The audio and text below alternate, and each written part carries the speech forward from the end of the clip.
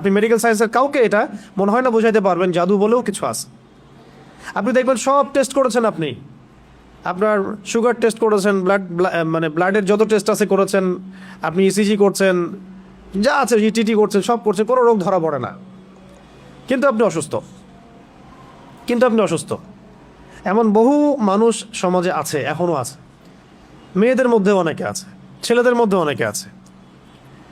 ঠিক আছে, পরে আমি কিছু বলছি যে কি কি এটার প্রতিকার হতে পারে এবং কি কি কাজ করলে এগুলোতে ইফেক্টেড হয় মানুষ আর কি, এবং কোন কোন কাজগুলো করলে আমরা বেঁচে থাকতে পারবো ইনশাআল্লাহ। তো আগে এটা বলে নেই, এইগুলো কিন্তু আমাদের সমাজে ছড়িয়ে আছে দিন দিন, এবং আগের চাইতে এটার পরিমাণ কিন্তু অনেক বেশি। কিন্তু এগুলো আপনি কিন্তু মেডিকেল সায়েন্স দিয়ে এগুলো সমাধান করতে পারবেন না। সর্বোচ্চ আপনাকে তারা 3টার জায়গায় 4টা প্রশ্ন করলে আপনাকে একটা অ্যান্টি ডিপ্রেশন ওষুধ দিয়ে দিবে, খান আর ঘুমান। আপনি বেশি কথা বলতেছেন, মানে আপনার সাইকোলজিক্যাল কোনো সমস্যা আছে, আপনি রিল্যাক্স করেন, রেস্ট করেন, ঘুমান। এগুলো যে সবাই মোটামুটি ফেস করে, আর যারা একটু ভালো অবস্থানে যায় তাদেরকে এগুলো বেশি ফেস করতে হয়। এটা গেলো শুধু সেহেরের কথা। এর সাথে আছে আইন, মানে মানুষের চোখ লাগা, এবং হাসাদ এবং হিংসা। 3টা শব্দ বললাম, সেহের, আইন, হাসাদ। সেহের, আইন, হাসাদ। সেহের তো সেহের বুঝলেন, জাদু। আইন মানে মানুষের বদনজর। হ্যাঁ, এই যে অপলক দৃষ্টিতে তাকায় থাকেন, এটাতেও ক্ষতি আছে, এটাতেও ক্ষতি থাকতে পারে। ফেসবুকে, অনলাইনে, ছবিতে, ভিডিওতে মানুষের তো ভাইরাল হওয়ার ধান্দা বেশি আর কি। এর মধ্যে যে কত ক্ষতি আছে এটা তো আমরা বুঝতে পারি না।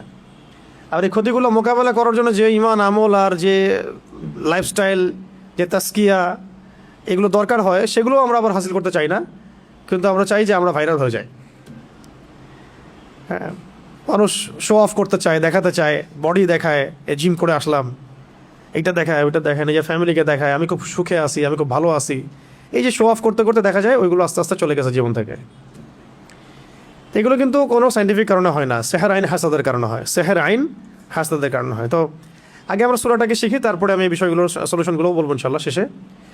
এখন এবার নবী সাল্লাল্লাহু আলাইহি ওয়াসাল্লাম তাকেও ক্ষমা করে দিলেন, এবং তখন সাহাবীদেরকে তিনি বললেন যে আজকে রাতে আমার উপরে এমন 2টা সূরা নাজিল হয়েছে, এই সূরা 2টা তাওরাত, জাবুর, ইনজিল কোথাও নাই, এরকম সূরা মিসাল নাই।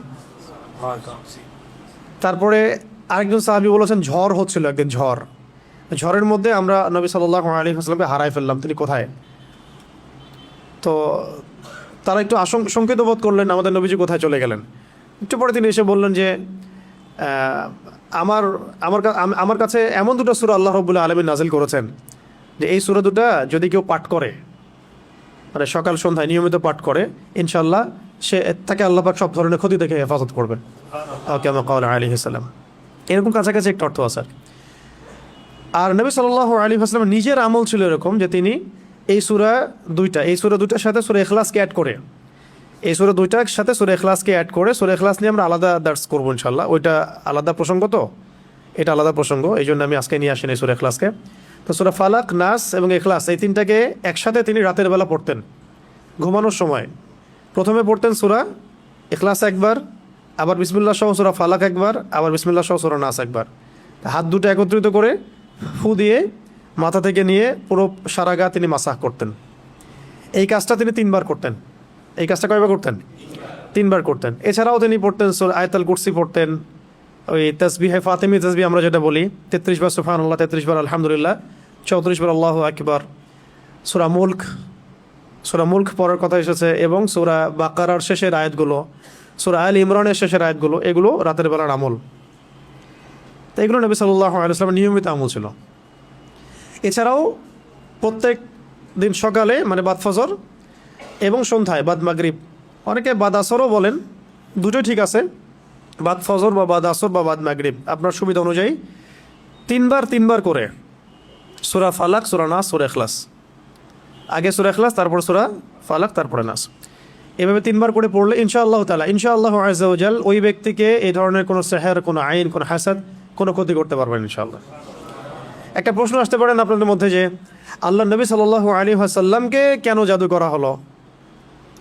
এটা অন্য সাহাবীর ক্ষেত্রে না কেন, স্বয়ং নবীকে কেন? কারণ ইহুদিরা নবীদেরকে হত্যা করা জাতি। ইহুদিরা নবীদেরকে হত্যা করার জাতি। এর আগে নবী সাল্লাল্লাহু আলাইহি ওয়াসাল্লামকে হত্যার অন্য চেষ্টা করা হয়েছে। তাকে তো মোটামুটি 15-16 বার হত্যার চেষ্টা করা হয়েছে। তার মধ্যে একবার বনু এই নাজির তাকে উপর থেকে পাথর ফেলে হত্যা করার চেষ্টা করেছিল। তারপরে খায়বারের সময় তাকে ওই বকরির রানের সাথে বিষ মিশিয়ে হত্যা করার চেষ্টা করা হয়েছে। বকরির রানের সামনের অংশের সাথে বিষ মিশিয়ে খেতে দেওয়া হয়েছিল। কোনো অবস্থায় যখন কোনো কাজ হচ্ছিল না, তখনই তারা এই অস্ত্র বেছে নেয়, দূর থেকে জাদু করা, হ্যাঁ, তন্ত্রমন্ত্র দিয়ে জাদু করা, যাতে সাপও মরে লাঠিও না ভাঙে। অনেকটা এমন বিষয় যে আপনার শত্রুকে আপনি চিনতেও পারবেন না, কিন্তু আপনি ক্ষতিগ্রস্ত হচ্ছেন। দেখবেন সম্পত্তি নিয়ে ক্যাচাল, তারপরে খুব পারিবারিক ক্যাচাল, কিন্তু সামনাসামনি আপনার সাথে লড়ার মতো তার সেই কলিজা নাই, কিন্তু পিছন থেকে কিন্তু আপনাকে জাদু করলে বা সেহের আইন হাসাতে গেলে তখন আপনি ক্ষতিগ্রস্ত হচ্ছেন। আপনি চিনতেও পারছেন না কে আপনার ক্ষতি করছে। এটা তো অদৃশ্যের জগৎ, আপনি দেখতে পাচ্ছেন না। ঠিক আছে, এখানে প্রাসঙ্গিক একটা কথা বলে দিই, যারা এই কাজগুলো করে তারা একটা পরম্পরা মেনটেন করে এই কাজগুলো করে। কারণ ইবলিসের হায়াত অনেক লম্বা, সে পৃথিবীর ইতিহাস জানে কখন কোথায় কি হয়েছে।